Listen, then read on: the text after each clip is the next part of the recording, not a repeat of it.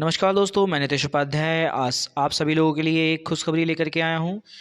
मैंने अभी 1 जनवरी 2024 से यूपी पुलिस के लिए जो वैकेंसी आई हुई हैं 60,244 उसके लिए एक बैच शुरू किया है, रक्षक बैच। ऑफलाइन है ये बैच, ऑनलाइन भी कोशिश करूँगा इसकी। मैथमेटिक्स मैं यूट्यूब पर फुल्ली मैथमेटिक्स कराऊँ।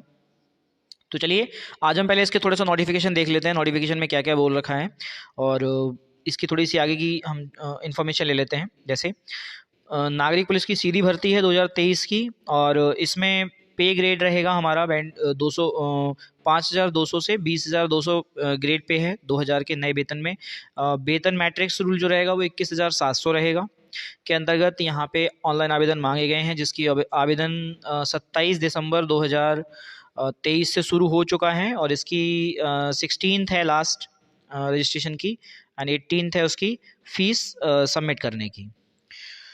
तो देख लेते हैं यहाँ पे जो हमारी जनरल कैटेगरी के स्टूडेंट हैं,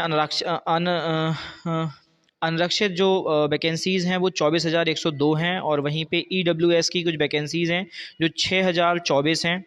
अन्य पिछड़ा वर्ग OBC के लिए भी हमें दे रखी हैं 16,264 वैकेंसी हैं। SC ST के लिए अनुसूचित जाति के लिए हमारे पास दे रखी हैं 12,650, और अनुसूचित जनजाति के लिए दे रखी हैं 1,204 वैकेंसी। यानी टोटल वैकेंसी मिला के देखें तो ये बनती हैं 60,244 वैकेंसी। यहाँ पर मेल और फीमेल दोनों ही अप्लाई कर सकते हैं, कोई भी हो।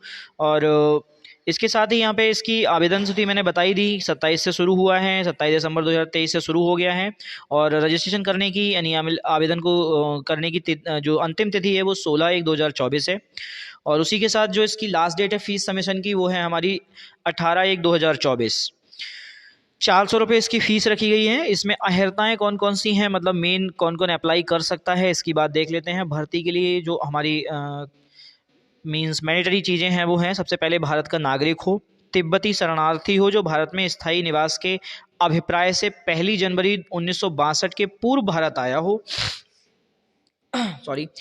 तो दूसरा है हमारे यहाँ पर भारतीय उद्भव का ऐसा व्यक्ति हो जिसमें भारत में स्थायी निवास करने के अभिप्राय से पाकिस्तान, म्यांमार, श्रीलंका या किसी पूर्व अफ्रीकी देश, क्योंकि बहुत सारे लोग आए हैं यहाँ पर, देश केन्या, युगांडा या यूनाइटेड रिपब्लिक ऑफ तंजानिया, पूर्ववर्ती तंगानिका और जंजावार से प्रव्रजन किया हो, वो यहाँ पे पर्टिकुलरली रहने के लिए आ गया हो, वो भी यहाँ पर एप्लीकेबल होगा।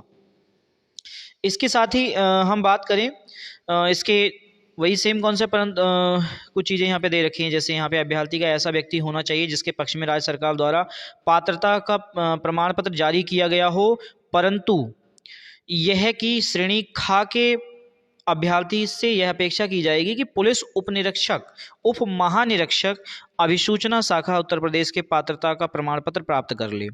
वहीं पे अगर हम बात करें आगे की तो यहाँ दे रखा है, परंतु यह किसी भी अभ्यर्थी उपयुक्त श्रेणी जो इसकी ग श्रेणी का हो, पात्रता का प्रमाण पत्र 1 वर्ष से अधिक अवधि के लिए जारी नहीं किया जाएगा। ऐसे अभ्यर्थी को 1 वर्ष की अवधि के आगे सेवा में इस शर्त पर रहने दिया जाएगा यदि भारत की नागरिकता प्राप्त कर ले। मतलब जो लोग बाहर से आए हुए लोग हैं वो लोग भी यहाँ पर एप्लीकेबल हो सकते हैं, लेकिन उनके लिए यहाँ पे कुछ श्रेणी के प्रमाण पत्र दिए जा रहे हैं। अगर मान लीजिए सपोज दैट कोई यहाँ पे रहना चाहता है लेकिन वो एप्लीकेबल है, जो इसमें कंडीशन दे रखी है उसके लिए एप्लीकेबल है, तो फिर वो उसको 1 वर्ष के लिए यहाँ पे ज्वाइन कराया जाएगा, लेकिन 1 वर्ष के बाद उसके बाद वो उसे यहाँ की सिटीजनशिप लेनी ही पड़ेगी।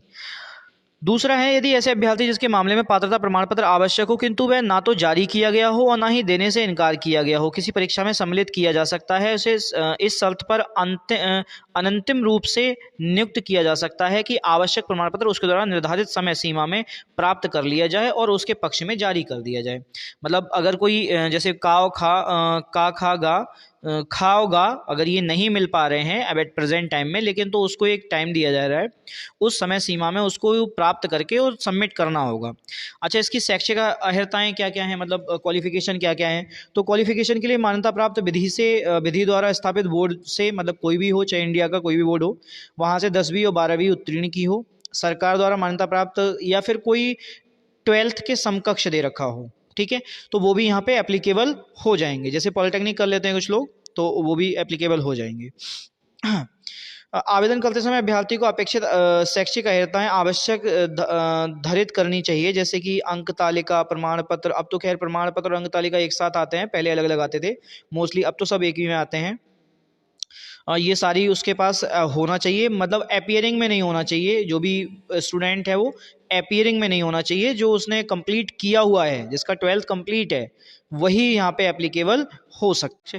प्रस्तुत करने का दायित्व तो अभ्यर्थी का होगा, मतलब कि अगर कोई डॉक्यूमेंट्स में कुछ भी प्रॉब्लम होती है तो उसकी रिस्पॉन्सिबिलिटी स्टूडेंट की होगी, मतलब जो कैंडिडेट है उसकी होगी। कुछ चीज़ें हैं जो प्रेफरेंस देती हैं, जैसे मान लीजिए किसी के पास DOES यानी कि डोए का कोई या नेल्ट का सोसाइटी से द्वारा O लेवल का कोई प्रमाण पत्र किया गया हो तो उसको पहले प्रेफरेंस दी जाएगी।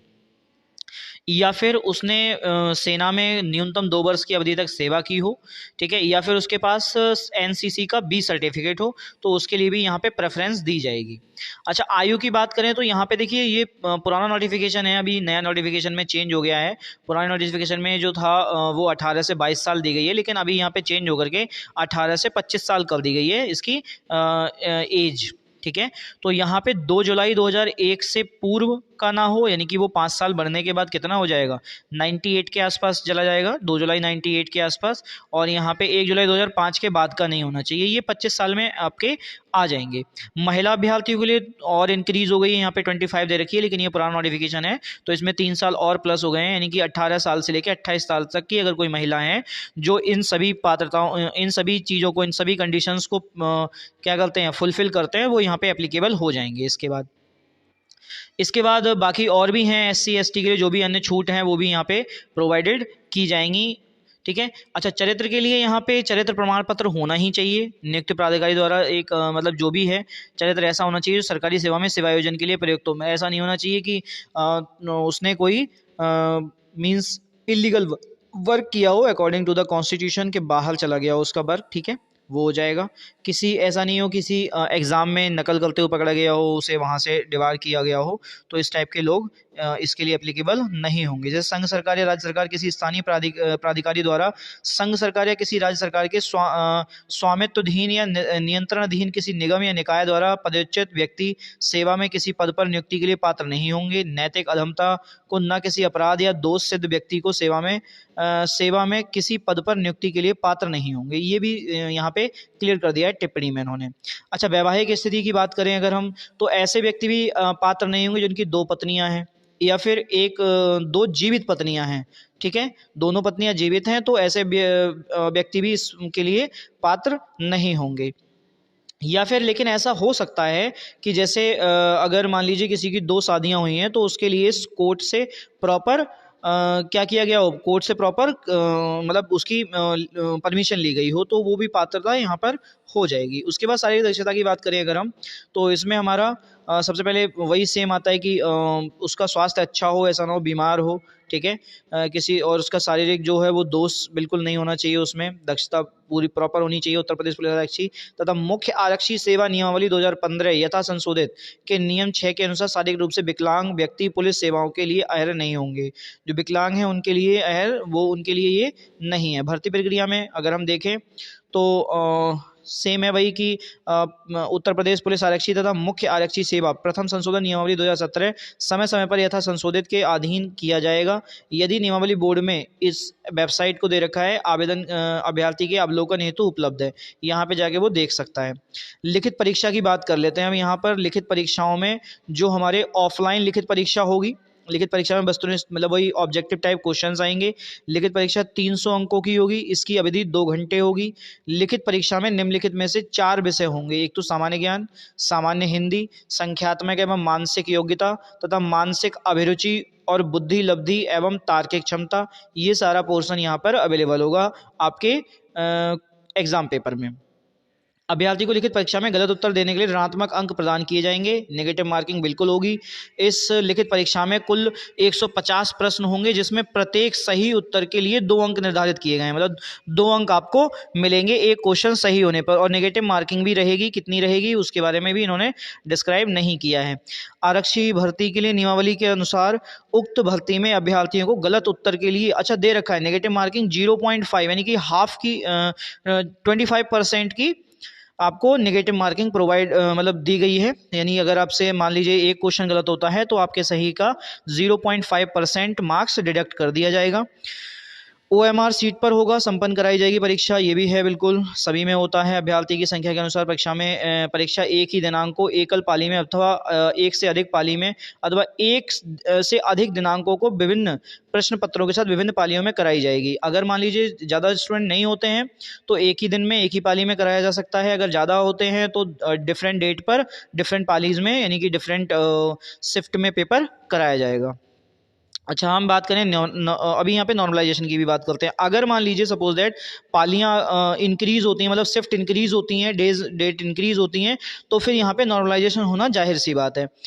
सामान्यकरण के लिए देख लेंगे, वही सेम की रहेगा। अच्छा, सामान्यकरण का यहाँ पे उन्होंने कुछ और दूसरा कॉन्सेप्ट नहीं दिया। 18/12/2000 में बेहद प्रक्रिया अपनाई जाएगी। अच्छा, सामान्यकरण के लिए 18/12/2023 को जो नोटिफिकेशन दिया गया था उसके अकॉर्डिंग ये नॉर्मलाइजेशन कराया जाएगा। अच्छा, लिखित परीक्षा के उपरांत बोर्ड द्वारा उत्तर कुंजी प्रकाशित किया जाता है। प्रश्नों तथा विकल्पों के बारे में आपत्तियां आमंत्रित की जाएंगी, जिस पर अभ्यर्थी अपनी आपत्तियां ऑनलाइन प्रस्तुत कर सकते हैं। यदि कोई प्रश्न या उसका विकल्प अंकों का वितरण माध्यमिक उच्च न्यायालय इलाहाबाद में रिट याचिका इतने के पवन कुमार अग्रहरि बनाम उत्तर प्रदेश लोक सेवा आयोग में व्यवस्थित व्यवस्था के अनुसार निम्न सूत्र के अनुरूप किया जाएगा। जो भी है वहाँ पर वो वहाँ पे एप्लीकेबल हो जाएगा। अगर आपने कोई आपको लगता है कि ये मेरा क्वेश्चन ये आयोग के द्वारा दिया गया क्वेश्चन गलत है या उसके एक से ज़्यादा आंसर हो सकते हैं, तो उसके लिए भी आप यहाँ पे जो भी निकालेंगे ये आपत्तियों के लिए वो वहाँ पे अप्लाई कर सकते हैं आप। उसके बाद आते हैं नेक्स्ट पर, सही प्रश्नों की संख्या। अगर ये पूरा कॉन्सेप्ट दे रखा है इसका कि किस तरह से वो प्रश्न पत्र लेंगे। लिखित परीक्षा OMR उत्तर पत्रक पर होगी। प्रत्येक प्रश्न के उत्तर हेतु 4 विकल्प होंगे। अभ्यर्थी को उनमें से एक विकल्प को चुनना है जो विकल्प सही होगा। OMR पत्रक पर 3 प्रतियां होंगी, जिसमें बाह्य जो एजेंसी है जो एग्जाम कराएगा उसके पास, द्वितीय प्रति बोर्ड तथा तृतीय प्रति अभ्यर्थी की होगी, मतलब दूसरी बोर्ड को चली जाएगी और तीसरी जो होगी वो अभ्यर्थी के पास रहेगी। अभ्यर्थी द्वारा मूल प्रति अपने साथ लेकर चले जाने पर उसका अभ्यर्थन स्वतः निरस्त समझा जाएगा। अगर मान लीजिए आप फर्स्ट वाली कॉपी ले आते हो घर पे तो आपका अभ्यर्थन कैंडिडेशन खत्म हो जाएगा। दूसरा है लिखित परीक्षा अभिलेखों में संवीक्षा तथा शारीरिक मानक परीक्षण तथा शारीरिक दक्षता परीक्षा के प्रवेश पत्र यथा समय बोर्ड की वेबसाइट पर उपलब्ध होंगे, जहां पर अभ्यर्थी उसे स्वयं डाउनलोड कर सकते हैं। तो वही है सेम कि अगर हम आपके फिजिकल के लिए वापस से ये प्रवेश पत्र आपके जारी करेंगे। उसके बाद लिखित परीक्षा अभिलेखों की समीक्षा तथा शारीरिक मानक परीक्षण तथा शारीरिक दक्षता परीक्षा की तिथियों व समय की सूचना यथा समय बोर्ड द्वारा प्रदर्शित की जाएगी। वही कि अगर आपके फिजिकल कब है या फिर आपकी जो आपके डॉक्यूमेंट वेरिफिकेशन है उसके लिए यहाँ पे टाइमिंग दी जाएगी बोर्ड के द्वारा। अब आते हैं नेक्स्ट, यहाँ पे document verification and physical standard test DB और PST के बारे में बात करें तो यहाँ पे कुल आरक्षियों दृष्टिगत रखते हुए राज्य तथा नीति के अनुसार जैसे अभिलेखों में क्या क्या देखेंगे वो देखते हैं। यहाँ पर अभिलेखों की समीक्षा क्या होगी डॉक्यूमेंट वेरिफिकेशन में। लिखित परीक्षा में अभ्यर्थियों द्वारा कुल अंकों के आधार पर राज्य की आरक्षण नीति के अनुसार एक श्रेष्ठता सूची तैयार की जाएगी। श्रेष्ठता सूची में स्थान प्राप्त करने वाले अभ्यर्थियों को पात्रता, आयु में शिथिलता तथा अभ्यर्थी द्वारा आरक्षण श्रेणी के दावे की पुष्टि करने वाले अभिलेखीय प्रमाण पत्र, अनिवार्यता एवं अधिमान अर्हताएं आदि के संबंध में सुसंगत अभिलेखों के साथ अभिलेखों की समीक्षा एवं शारीरिक मानक परीक्षण दल के समक्ष उनके अभिलेखों की समीक्षा तो शारीरिक मानक परीक्षण के लिए बुलाया जाएगा। वो आपको कॉल करेंगे, आपका नंबर आएगा, वही जो कट ऑफ लगेगी उसके बाद समीक्षा शारीरिक मानक परीक्षण दल के द्वारा आवेदन पत्र में अंकित की गई सूचना तथा सुसंगत अभिलेखों का अभ्यर्थी द्वारा प्रस्तुत किए गए अभिलेखों में मिलान किया जाएगा। जो भी आपने डॉक्यूमेंटिफिकेशन भरा है उसको फिर वापस से चेक किया जाएगा कि यहाँ पे कोई आपने गलत तो नहीं फिल कर दिया है, ठीक है। तो अगर गलत आप कोई इन्फॉर्मेशन फिल करते हैं तो उसके लिए जैसे ही आपका वेरिफिकेशन होगा आपका अभ्यर्थन निरस्त कर दिया जाएगा। अब इसकी फिजिकल स्टैंडर्ड की बात कर लेते हैं। फिजिकल स्टैंडर्ड क्या है?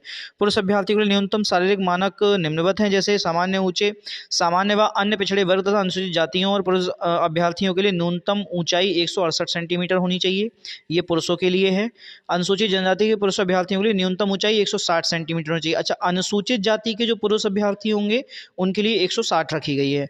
सीमा की अगर बात करें सीना की अगर हम बात करें तो सीना हो जाएगा सामान्य तथा पिछड़े वर्गों तथा अनुसूचित जातियों के अभ्यर्थियों के लिए न्यूनतम सीने का माप 79 सेंटीमीटर बिना फुलाने पर और कम से कम 84 सेंटीमीटर फुलाने पर, और अनुसूचित जातियों के अभ्यर्थियों के लिए 77 सेंटीमीटर बिना फुलाने पर और कम से कम 82 सेंटीमीटर फुलाने पर होना चाहिए। मतलब 2 सेंटीमीटर का जो आपके एसटी वाले लोग हैं उनके लिए रिलैक्सेशन दिया गया है। न्यूनतम 5 सेंटीमीटर सीना का फुलाव अनिवार्य है, मतलब 5 सेंटीमीटर सीना फूलना चाहिए। अब आते हैं महिला अभ्यर्थियों के लिए। महिला अभ्यर्थियों के लिए जो उसकी हाइट है महिला अभ्यर्थियों की, सामान्य अन्य पिछड़े यानी कि सामान्य जनरल ओबीसी और एससी वालों के लिए वो 152 है, अनुसूचित यानी एसटी के लिए 147 दे रखी है। अगर हम वजन की बात करें तो न्यूनतम यानी मिनिमम वजन महिला अभ्यर्थियों का 40 kg होना चाहिए, उससे कम नहीं होना चाहिए। सेम कॉन्सेप्ट उनकी अगर कोई अभ्यर्थी अपने शारीरिक मानक परीक्षण से असंतुष्ट है तो वह परीक्षण के ठीक पश्चात उसी दिन वहीं आपत्ति दाखिल कर सकता है। ऐसे समस्त आपत्तियों का संशोधन के लिए बोर्ड प्रत्येक स्थान पर एक अपर पुलिस अधीक्षक को नोडल अधिकारी नाम निर्दिष्ट करेगा। ऐसे अभ्यर्थियों की शारीरिक और मानक परीक्षण उक्त नाम निर्दिष्ट अपर पुलिस अधीक्षक नोडल अधिकारी की उपस्थिति में समीक्षा की जाएगी।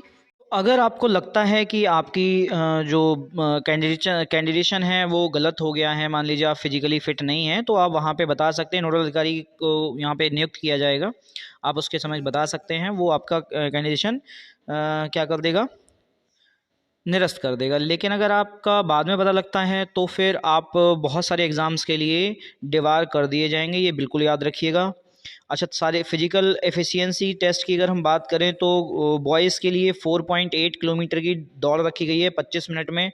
वहीं पे अगर हम बात करें महिलाओं के लिए तो 2.4 किलोमीटर की दौड़ रखी गई है 14 मिनट में, जो पूरी करनी है मतलब अभ्यर्थियों के लिए। ये आपकी फिजिकल की आ गई, ठीक है। अब जिसमें कौन कौन रहेगा इस परीक्षण को संचालित करने हेतु बोर्ड द्वारा एक समिति गठन किया जाएगा, जिसमें मजिस्ट्रेट द्वारा निर्दिष्ट कोई डिप्टी कलेक्टर अध्यक्ष होगा तथा जिला पुलिस अधीक्षक द्वारा नाम निर्दिष्ट कोई पुलिस उपाध्यक्ष सदस्य होगा। यदि बोर्ड द्वारा अपेक्षा की जाती है कि समिति के अन्य सदस्य जिला मजिस्ट्रेट तथा पुलिस अधीक्षक द्वारा नाम निर्दिष्ट किए जाएंगे। अब आते हैं फाइनल पर, चयन तथा अंतिम योग्यता सूची। शारीरिक दक्षता सफल होने पर विद्यार्थियों से बोर्ड लिखित में प्रत्येक अभ्यर्थी द्वारा प्राप्त अंकों के क्रम के अनुसार प्रत्येक अभ्यर्थी के चयन को आरक्षण नीतिगत रखते हुए तैयार किया जाएगा और विभागाध्यक्ष को अग्रिम कार्रवाई हेतु भेज दिया जाएगा। बोर्ड द्वारा कोई प्रतीक्षा सूची तैयार नहीं की जाएगी, मतलब वेटिंग लिस्ट यहाँ पे नहीं है, जैसे कि लास्ट टाइम 2018 में असिस्टेंट लोको पायलट में वेटिंग लिस्ट थी, वो यहाँ पे वेटिंग लिस्ट कोई नहीं है। 2 या 2 से अधिक अभ्यर्थियों के अंक समान होने पर ऐसे अभ्यर्थी को वरीयता दी जाएगी जो अधिमान अहर्ता या यदि कोई हो, अगर मान लो उससे कोई एक्स्ट्रा क्वालिफिकेशन उसके पास है तो उसको अहर्ता दी जाएगी, मतलब उसको प्रेफरेंस दी जाएगी। एक से अधिक अधिमान अहर्ता रखने वाले अभ्यर्थियों को केवल एक ही अधिमान अहर्ता का लाभ प्राप्त होगा, मतलब ये नहीं है कि 2-4 उन्होंने कर लिया, डोएक का भी कर रखा है, और तो वहाँ पे केवल एक का ही अधिमान प्रेफरेंस मिलेगी उसको। इसके बाद भी यदि 2 या 2 से अधिक अभ्यर्थियों के अंक समान हो तो अधिक आयु वाले अभ्यर्थी को अधिमान दिया जाएगा, जिसकी आयु ज़्यादा है, जिसकी एज ज़्यादा है, उसको वहाँ पे प्रेफरेंस दी जाएगी। उपरोक्त विचारों के बाद यदि 2 या 2 से अधिक अभ्यर्थियों के अंक एक समान हो तो अभ्यर्थी की अधिमानता व अवधारणा हाई स्कूल प्रमाण पत्र में उल्लिखित उनके नामों के अंग्रेजी वर्णों के अनुसार किया जाएगा, मतलब जो उनके लेटर्स दे रखे हैं हाई स्कूल उसमें जो नाम पहले आएगा, मतलब सीक्वेंस से लगाया, जैसे कि आपके फ़ोन में कॉन्टैक्ट सेव होते हैं ऐसे सीक्वेंस से लगाया जाएगा, और जो पहले आएगा उसकी क्या की जाएगी, उसको प्रेफरेंस दी जाएगी। अच्छा, आरक्षण की आयु में देखते हैं तो वही सेम कि SC ST के लिए क्या क्या आरक्षण है उसके दे रखे हैं। कार्मिक अनुभाग 2 के शासनादेश संख्या 18/1999 का 2/1999 दिनांक 26/2/1999 व शासनादेश संख्या 18/1/99 का 2/2006 दिनांक 9/1/2007 यथा संशोधित कार्मिक अनुभाग के शासनादेश रिट का 2/2019 दिनांक 26/6/2019 में विहित व्यवस्थाओं के अनुसार अनुमान्य होगा, जो भी है वो इन्हीं के अकॉर्डिंग अनुमान्य रहेगा। खैर ये कॉन्सेप्ट है। बाकी अनुसूचित जातियों के लिए आगे यही चलता रहेगा कि किस वाले EWS का क्या रहेगा, तो ये अभी EWS वाला जो तो आया है 1 अगस्त 2022 को आया है, तो इसके जो भी एक्ट है उसके अकॉर्डिंग इसको देखा जाएगा। अब आते हैं नेक्स्ट। उसके बाद होम गार्ड्स का भी है। होम गार्ड्स को अगर कोई है होम गार्ड में है तो उसको प्रेफरेंस दी जाएगी, ये भी ध्यान रखना है।